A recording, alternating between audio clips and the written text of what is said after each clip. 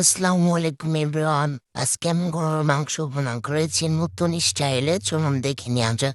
প্রথমে শুকনো মরিচ, পাঁচফোড়ন, জয়ত্রী দিয়ে পানি দিয়ে ভিজিয়ে রাখবো, এরপর পেস্ট করে নেবো। তারপরে একটি প্যানে পেঁয়াজ কুচি, আদা বাটা, রসুন বাটা, হলুদের গুঁড়া, ধনিয়ার গুঁড়া আর পরিমাণ মতো লবণ দিয়ে তারপর পেস্ট করা সে মশলা দিয়ে তেল দিয়ে ভালোভাবে এটাকে মিক্সড করে নেব।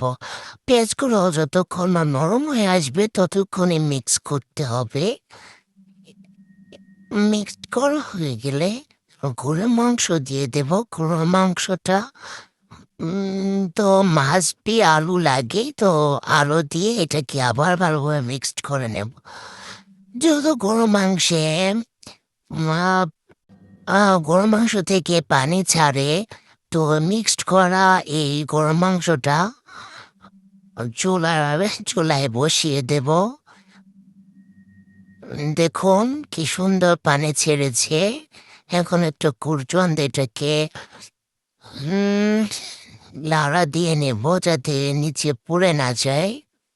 তারপর এই মাংস সিদ্ধ হতে যতটুকু পানি প্রয়োজন আমি অফ ক্যামেরায় দিয়ে রেখেছিলাম। মাংসটা সিদ্ধ হয়ে গিয়েছে। এখন এটা ভালোভাবে একটু লাড়া দিয়ে নিচ্ছি যাতে পেঁয়াজগুলো ভেঙে পেস্ট হয়ে যায়। এরপর ঢেকে দেবো। এরপর আবার ঢাকনাটা উঠিয়ে লাড়া দিয়ে নেব। একটু হয়ে গেছে আমাদের গরুর মাংস। এখন উপর দিয়ে জিরার গুঁড়া ছড়িয়ে নিলাম সুগন্ধর জন্য।